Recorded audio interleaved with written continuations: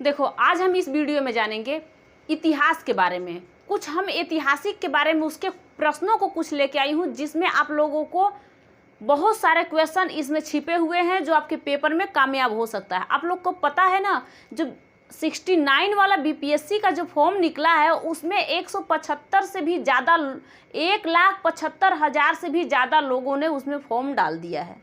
इसके लिए सबको तैयारी करना ज़रूरी है, और उसमें सीट जो है भी कम, और उसमें अभी तो 2-3 दिन का और टाइम दे दिया। 5 तारीख तक लास्ट था, 6, 7, 8, 9 यानी 3 दिन और बढ़ा दिया। इसमें क्या करेगा कि अभी खींच के कम से कम 2 लाख और 2.5 लाख लड़के पूरा फॉर्म भरेंगे। अब इसमें किसका सिलेक्शन होता है और किसका नहीं होता है ये देखा जाएगा।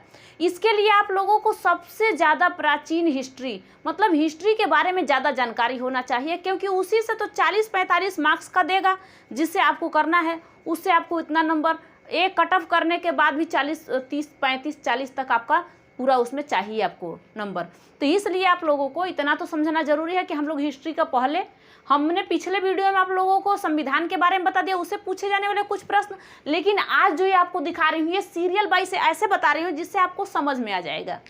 क्या है, आपको पता है कि हिस्ट्री के जनक किसे कहते हैं? अगर पूछ दिया तो बता देना, हेरोडोटस को हिस्ट्री का जनक कहते हैं। यह पहली बात अपने मन में, माइंड में रख लेना।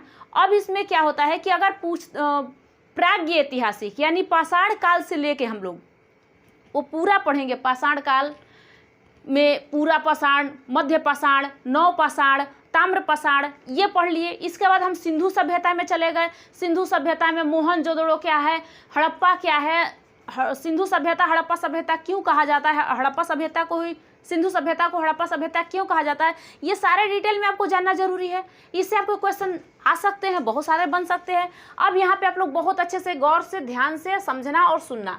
क्या है, ब्रूस फूट किससे प्रसिद्ध है? जो ब्रूस फूट, अब ब्रूस फूट का मतलब क्या होता है, बहुत ध्यान से समझना।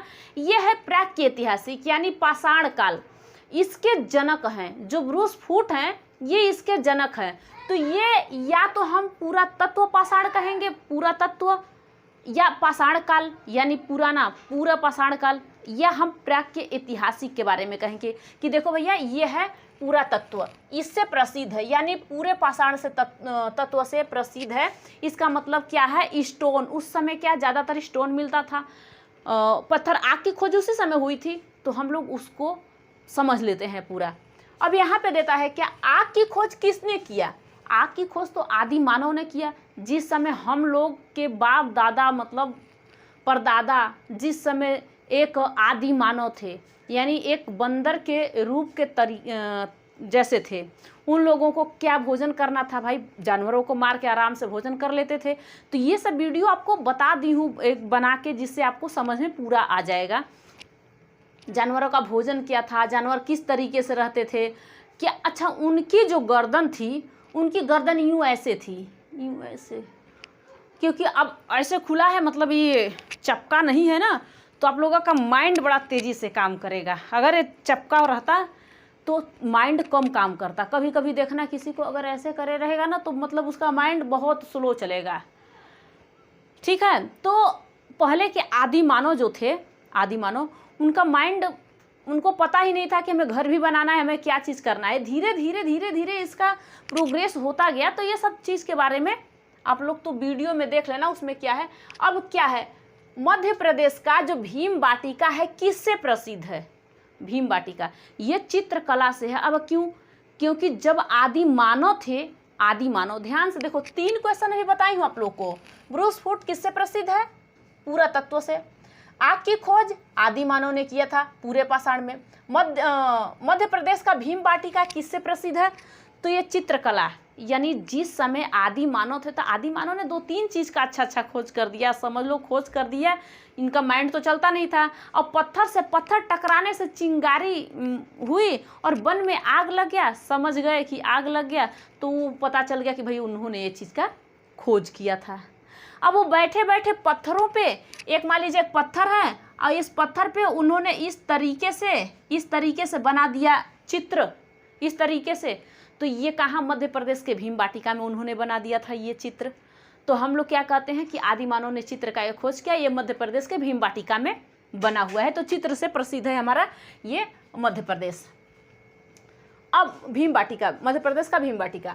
इसके बाद आदि मानव का भोजन कैसा था। अब आदि मानव जब थे तो उनका भोजन कैसा होगा, अपने माइंड से आप सोच लो कि उनका भोजन किस तरीके से हो सकता है, कैसा होगा। देखो अब आपको देखना है तो देख लेना, अच्छे से इसको समझ लेना है एक बार, कैसा होगा। भैया उनके पास तो उतना बुद्धि था नहीं, क्योंकि उनकी गर्दनें आपस में सटी हुई थी, पहले ही बता दी। अब वो समझते नहीं थे, तो जानवरों का कच्चा मांस वो खाते थे। कैसा, आखेट करते और जानवरों का कच्चा मांस खाते थे। तो क्या किए, अब उन्होंने कच्चा मांस खाना स्टार्ट कर दिया। तो ये आखेट करते थे, क्या करते थे, आखेट करते और जानवरों का कच्चा मांस खाते। आदि मानव का भोजन ऐसा ही होता था उस समय। ये आप लोगों की इसलिए बता रही हूँ ना कि ये आपसे पूछ सकता है, बहुत बार ऐसा चीज़ आया है जिसे पूछा जाए। जैसे अब देखो यहाँ पे पूछा है कि छोटे हथियार कहाँ मिले, इसे माइक्रोलिथ भी कहते हैं। अब ये किस पाषाण में मिला था। तो ये जो चीज़ आपने देखा है ये आदि मानव के बारे में जिन्होंने भोजन का, ये मध्य प्रदेश में जो भीमबाटिका में चित्रकला का काम किए थे, आखेट करते थे, ये सारे पूरा पाषाण में, यानी पाषाण काल में पूरा 4 तरीके से होते हैं। एक तो होता है पूरा पाषाण, मध्य पाषाण, नव पाषाण और ताम्र पाषाण।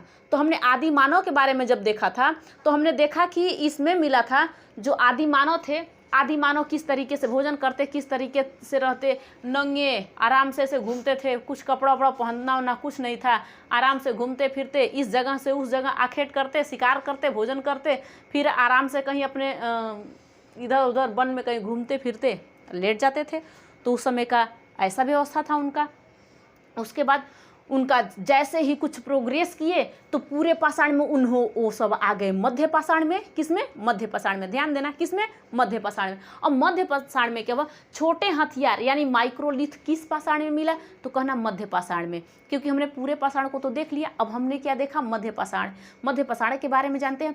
अब उसमें उनको क्या मिला कि वो छोटे छोटे हथियार लकड़ी के या फिर इसके पत्थर के बनाना स्टार्ट कर लिए।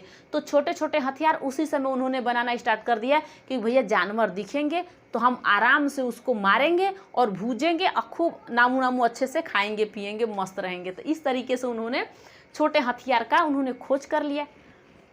अब बताओ कि इनको भूजने का दिमाग कैसे आया। जिस समय आग लगा था वन में, जिस समय आग लगा हुआ था, जिस समय आग का खोज किए थे, कहा गया आग का खोज आदि मानव ने किया था, पत्थर टकराया और आग लगा तो सारे जानवर जल गए थे। तो ये सब सोचे कि हम क्या खाएं पिए, पता ही नहीं चला क्या खाएं। तो जब जले हुए जानवरों को ये खाते ना तो उस समय इनको कच्चे मांस से और पका मांस अच्छा लगने लगा। तो सोचे कि नहीं ऐसे नहीं, पके हुए बड़ा अच्छा लग रहा है, थोड़ा मसाला रहता ना तो और मस्त बन गया होता। तो उतना तो समझ ही नहीं था, मसाला फेंट फाट के, ठीक है। तो अब उन्होंने क्या किया, हथियार बनाना स्टार्ट कर दिया। उस समय नहीं बनाए, पूरे पाषाण में नहीं हथियार बनाए, यह के मध्य पाषाण में छोटे हथियारों का खोज करना किया। आभूषणों का खोज किया मध्य पाषाण में। अंत्योष्टि पूछेगा, अंत्योष्टि किस पाषाण में, तो मध्य पाषाण में हुआ। अंत्योष्टि मतलब जो मर जाते उनका अंतिम संस्कार करना, उसी को कहते हैं अंत्योष्टि। तो अंत्योष्टि किस में था, मध्य पाषाण में। अब खेती का साक्ष्य, अब आ जाओ आप लोग नव पाषाण में। हमने इतना देख लिया, अब हम आ जाते हैं डायरेक्ट। हमने देखा पूरा पाषाण, मध्य पाषाण, अब हम देखते हैं नव पाषाण। बहुत ध्यान से सुनना जिससे आपको समझ आए, और नहीं तो सोचते रह जाना क्या है। अब हम देखते हैं खेती का साक्ष्य कहाँ से मिला। खेती का साक्ष्य नव पाषाण में मिला हमें, नव पाषाण से स्टार्टिंग हुआ। अब नव पाषाण में कौन से जानवर को पालते थे लोग, अब नव पाषाण में उन्होंने कुत्ता को पालना स्टार्ट कर दिया, अपने लिए आवास बनाया उन्होंने। अब पूछेगा ऐसे भी आपसे कि नव पाषाण में, अच्छा पहिए का खोज कब हुआ पूछेगा, तो बताना नव पाषाण में। पहिए का खोज नव पाषाण में। अच्छा नव पाषाण में क्या चीज़ का खोज हुआ, किस पाषाण में मनके की खोज हुई, भैया नव पाषाण में मनके की खोज हुई, क्योंकि उन्होंने खेती करना सीखा, पहिया बनाना स्टार्ट कर दिया। तो इस तरीके से आप कह सकते हो क्या चीज़, पहिए का भी खोज नव पाषाण में, खेती भी किए नव पाषाण में, ठीक है। और नव पाषाण में कुत्ते पालना स्टार्ट कर दिए नव पाषाण में, समझ में आया? खेती का साक्ष्य हो गया। नवपाषाण में कौन कौन से जानवर पालते थे भैया? कुत्ता। किस पाषाण में मनके की खोज आ गई? नवपाषाण में। पहिए का खोज नवपाषाण में। ये आपको समझ में आया? क्या हमने देखा था? क्या देखा था हमने देखा था पूरा पाषाण, नवपाषाण, अब आ गया मध्य पाषाण। इसी मध्य पाषाण में हम लोग समझते हैं खेती कब हुई थी। आज से कितने हजार साल पहले हुआ था? 7000 BC, मतलब ईसा पूर्व। BC को ईसा पूर्व कहते हैं। तो 7000 ईसा पूर्व में पहली खेती हुई थी। और वो पहली खेती अगर पूछेगा कि पहली खेती किस चीज़ का हुआ था, खेती कहाँ हुआ था, क्या बताओगे? सबसे पहले खेती कहाँ हुआ था? कहना पाकिस्तान के मेहरगढ़ में। किन दो पहाड़ियों के बीच हुआ था? तो कहना सुलेमान और किरथर पहाड़ियों के बीच में हुआ था। पहली खेती किस चीज की हुई थी? जौ और गेहूं की खेती हुई थी। किस चीज की? जौ और गेहूं की खेती हुई थी। चावल की खेती सबसे पहले कहाँ हुआ था? इलाहाबाद, जो उत्तर प्रदेश में इस समय प्रयागराज है, तो इलाहाबाद के कोल्डिहवा में वहाँ पे हुआ था चावल की पहली खेती। तो इस तरीके से आप लोग बहुत ध्यान देना, ये बहुत आप लोग के लिए बहुत कीमती चीज़ है। ठीक है, पुरातत्व के लोग कैसे थे? क्या वो शहरी थे या फिर ग्रामीण एरिया था? अरे भैया उस समय के लोग शहरी नहीं थे, वो ग्रामीण एरिया था, यानी देहाती टाइप का था एकदम से। अपना आराम से शिकार करना, खाना पीना, सोना, रहना, घूमना फिरना, धीरे धीरे अपने खेती भी पहाड़ों के बीच में खेती करना स्टार्ट कर दिए लोग, पहाड़ के बीच में। तो पहली खेती पाकिस्तान के मेहरगढ़ में पहली खेती किस चीज़ का हुआ था? जौ और गेहूं का। पहली खेती किन पहाड़ों के बीच में हुआ था? किरथर और सुलेमान पहाड़। जैसे कि मेहरगढ़ में, पाकिस्तान के मेहरगढ़ में किरथर और सुलेमान और किरथर की पहाड़ी है, इन दोनों के बीच में खेती हो गया। तो इस तरीके से आप लोग इतना तो समझ लिए। समझ में आया? समझ में आया? दोबारा पूछें कि समझ में आ गया? दोबारा भी पूछ लेते हैं तो भी। छोटे हथियार का नवपाषाण में। अंत्योष्टि किस पाषाण में? अंत्योष्टि मध्य पाषाण में। छोटे हथियार मध्य पाषाण में। खेती नवपाषाण में। आवास नवपाषाण में। पहिए का खोज नवपाषाण में। ये सब आप लोग समझ गए। अब आते हैं हम किस में? अपने सिंधु सभ्यता, जिसे हम कहते हैं हड़प्पा सभ्यता, जिसे हम कहते हैं आद्य ऐतिहासिक। हमने यहाँ पे देखा था कि हमने प्राग्ञ ऐतिहासिक में देखा, जो पाषाण काल में, कि इनमें आदि मानव ऐसे थे कि इन्होंने लिखना पढ़ना नहीं जानते थे सब। ठीक है, लिखने का क्या साक्ष्य मिला है प्राग्ञ ऐतिहासिक में? नहीं। क्या पाषाण काल में लिखा जाता था? नहीं, बिल्कुल नहीं लिखा जाता था। चित्रकला इन्होंने करना सीख लिया था, धीरे धीरे प्रोग्रेस पर चल रहे थे। चित्रकला किए, आग का खोज किए, पहिए का खोज किए, आवास बनाए, कुत्ते पालना स्टार्ट कर दिए। मनके का स्टार्ट कहाँ हुआ? मन का कहाँ मिला भैया? नवपाषाण में मनके का स्टार्ट हुआ। इसके बाद हम इधर वाला चीज़ समझते हैं। इसमें तो हमने इधर समझ लिया, अब क्या है इस वाले पोर्शन को समझते हैं कि इधर क्या दिया गया है। अब इधर आपको सिंधु सभ्यता से कुछ रिलेटेड है, जिसमें आपको पूरा समझना है। आद्य ऐतिहासिक को ही हम सिंधु सभ्यता कहते हैं। और सिंधु सभ्यता के पहले शहर जो हड़प्पा सभ्यता का खोज हुआ था, इसलिए हम सिंधु सभ्यता या हड़प्पा सभ्यता कहते हैं। अब यहाँ पे आद्य ऐतिहासिक को हम क्या कहते हैं? सिंधु सभ्यता। अब सिंधु सभ्यता इसको क्यों बोला गया था और किसने बोला था? बोलने वाले थे जॉन मार्शल ने। ये बोले थे कि भैया ये जब सिंधु नदी निकलती है, सिंधु नदी के सहायक नदियों के पास में जो जो शहर मिले हैं, ये सिंधु नदी है और ये सिंधु सभ्यता है।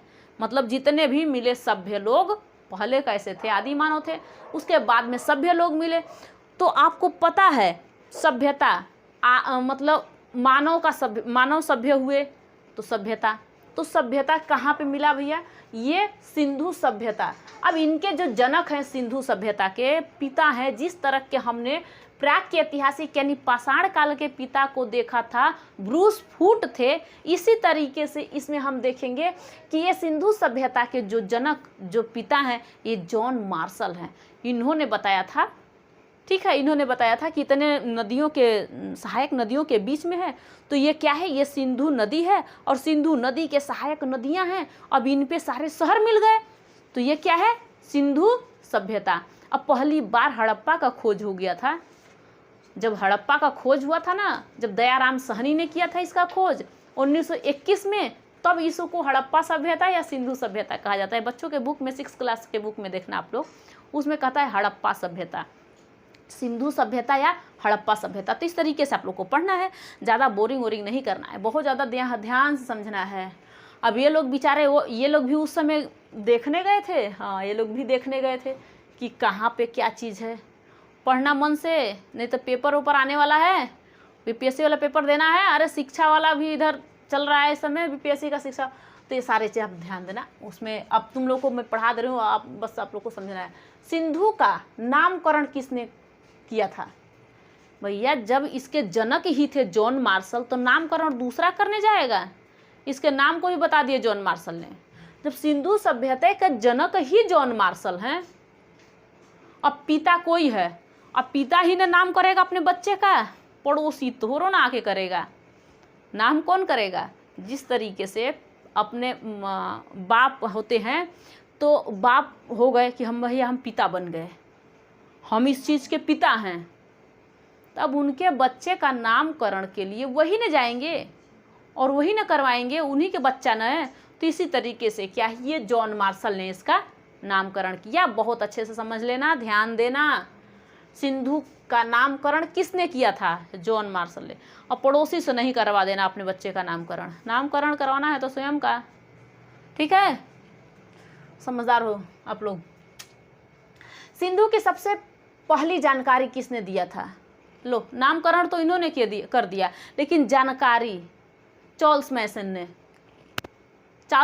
ने इसको, भैया काहे, जब इनका बच्चा है तो सबको जानकारी घूम के देने के लिए कौन आ गया? चार्ल्स मैसन ने इनका जानकारी दे दिया कि हाँ यहाँ पे सिंधु सभ्यता ये चीज़ है। इन्होंने जानकारी देना सबको स्टार्ट कर दिया, ठीक है, आप भी समझ गए।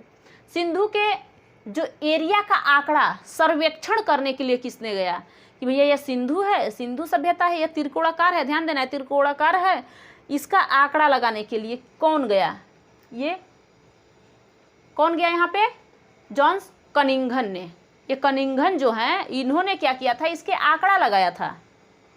अब इनका आंकड़ा लगाने के बाद सिंधु सभ्यता का एरिया कितना है, इसका एरिया जो है अंदर से, जितने में सिंधु सभ्यता, जितने में शहर मिले हैं उतने का हम लोग नाम लेंगे, इससे आगे पीछे तो बढ़ ही नहीं सकते।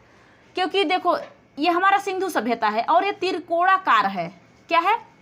सॉरी मिट गया। ये क्या है? त्रिकोणाकार है। तो हम इतने एरिया को जब उन्होंने आंकड़ा लगाया था तो उन्होंने देखा कि ये कितना है, 13 लाख किलोमीटर स्क्वायर इसका इतना एरिया है। इसका उन्होंने आंकड़ा लगा लिया कि भैया देखो इससे आगे आपको बढ़ना नहीं है, इससे इसका जो क्षेत्र है, जो एरिया है, जो इसका आंकड़ा उन्होंने लगा लिया, ठीक है। अब पूछता है कि सिंधु सभ्यता का सर्वाधिक शहर कहाँ मिला है? बहुत ज़्यादा, अधिक से अधिक शहर कहाँ मिला है? गुजरात में। गुजरात में सबसे ज़्यादा शहर गुजरात में ही मिला है। सिंधु सभ्यता का बहुत सारे जगह गुजरात में मिल गया। जब खुदाई हो रहा था ना, तो उसी समय मिला था वो वाला, मतलब कि वहाँ गुजरात में सबसे ज़्यादा ये कौन सा है, ये कौन, सारे जगहों का नाम बताया गया कि इतने हैं जगह यहाँ पे, ठीक है। अब सिंधु सभ्यता कभी बताई हो कि कैसा है? त्रिकोणाकार है। सारे शहर को सिंधु सभ्यता, मतलब सारे शहर को सिंधु सभ्यता क्यों कहा जाता है? क्यों कहा जाता है सिंधु सभ्यता? सारे शहरों को सिंधु सभ्यता क्यों कहा जाता है? अभी आपको पता है? नहीं पता होगा, सुनो कैसे, अभी बताई थी आपको, आप नहीं समझ में आया होगा आपको। इसलिए कहा जाता है क्योंकि ये जो सिंधु नदी है, सिंधु नदी के सहायक नदियों के पास में जो शहर मिले हैं वो सारे के सारे सिंधु के सहायक नदियों पे मिले हैं। इसलिए सिंधु के जो इसके पास में जो मिला है ना, इसी पे मतलब कहा गया कि ये इसकी सिंधु सभ्यता है। जितने भी मिले, अब मान लीजिए ये सिंधु सभ्यता है, सिंधु नदी है, सिंधु सभ्यता नहीं बता रही हूँ मैं। सिंधु सभ्यता तो जब इंसान मिले, जब वहाँ पे ईंट मिली, जब वहाँ पे घर मिला, जब वहाँ पे सामान मिला, तब तो हम कहते हैं सिंधु सभ्यता। लेकिन जब ये सिंधु नदी है, सिंधु नदी निकल के आ रही है और पाकिस्तान होते हुए ये अरब के खाड़ी में जाके अपने पानी को गिरा देती है। तो जितने भी शहरों के पास में इस तरीके से आई, जैसे ये मांडा है, सबसे ऊपरा वाला जो ऊपर वाला है ना, तो ये मांडा शहर है, सबसे ऊपर वाला। इस सिंधु सभ्यता का सबसे ऊपर वाला शहर पूछेगा तो मांडा। मांडा किस नदी के किनारे पर है? चिनाब। तो सिंधु की चिनाब सहायक नदी है ना, ध्यान से देखना। सिंधु नदी की जो सहायक नदी चिनाब है, तो ये इसी के पास में है। तो ये मांडा यहाँ से चली, ये मांडा ये शहर है। ये कौन सा शहर है? मांडा, ऊपरा वाला। अगर आपसे पूछता है सबसे नीचे वाला शहर कौन सा मिला है? दैमाबाद। किस नदी पे है? प्रावरा नदी पे। किस नदी पे? प्रावरा नदी पे। उसके बाद उसके पूरब साइड में कौन सा है शहर? तो आलमगीरपुर। अभी आलमगीरपुर किस नदी के तट पर है? हिंडन नदी। सब नदियों के पास में जो शहर मिला हम उसी से मानते हैं। अब यहाँ पे पूछेगा पश्चिम वाला शहर कौन सा है? सुतका गेंडोर। और किस नदी के किनारे भैया? दास्क नदी के किनारे। इसके एरिया को समझ लिए। इसके पूर्व, पश्चिम, उत्तर, दक्षिण, ये चारों दिशा का और चारों लोग को ध्यान दे लिए। मांडा किस नदी पे? चिनाब नदी पे। आलमगीरपुर किस नदी पर? हिंडन नदी पर। दायमाबाद किस नदी पर? प्रावरा नदी पर। सुतका गेंडोर किस नदी पर? दास्क नदी पर। इतना आप लोग इसलिए बताए हो क्योंकि अभी आपको इसमें जो हड़प्पा सभ्यता, मोहनजोदड़ो, चंदहुड्डो, रोपड़, रंगपुर, लोथल, धौलावीरा, जितने भी शहर मिले हैं इस पे, कालीबंगा, जो मिला है शहर, इसको आपको भी बताई कहाँ हूँ। अभी तो आपको सिर्फ ये बताई हूँ कि अगर इतने, ये कम से कम आपको 35 होगा मिला जुला के पूरा, ठीक है। इतने क्वेश्चन, 35 क्वेश्चन अगर आपको ये आपका मतलब बता दी हूँ तो आपको एक बार ध्यान रहेगा। अब अगर आपसे पूछता है कि हड़प्पा सभ्यता की खुदाई किसने किया, तो हड़प्पा सभ्यता की खुदाई किसने किया बता देना। दयाराम साहनी ने इसका खुदाई किया था। हड़प्पा सभ्यता की खुदाई कब हुई थी? 1921 में हड़प्पा सभ्यता की खुदाई हो गई थी।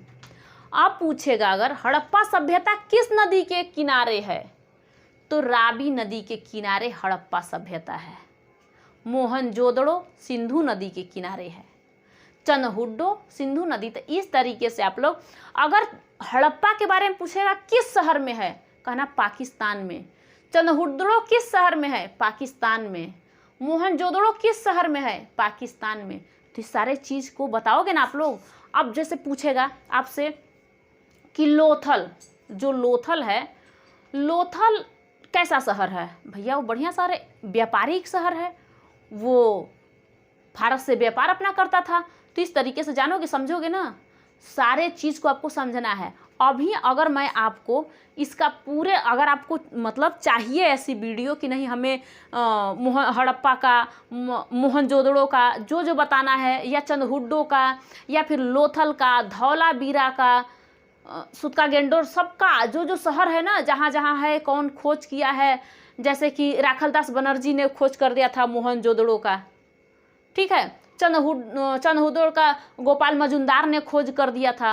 चंदहुड्डो में क्या मिला था, मोहनजोदड़ो में क्या मिला था, हड़प्पा में क्या मिला था, ये सारे चीज़ आपको बताऊंगी। अगर आपको ऐसा वीडियो चाहिए तो आप कमेंट में ज़रूर करके भेजना। नेक्स्ट वीडियो में बताऊंगी आप लोगों के लिए। Thank you.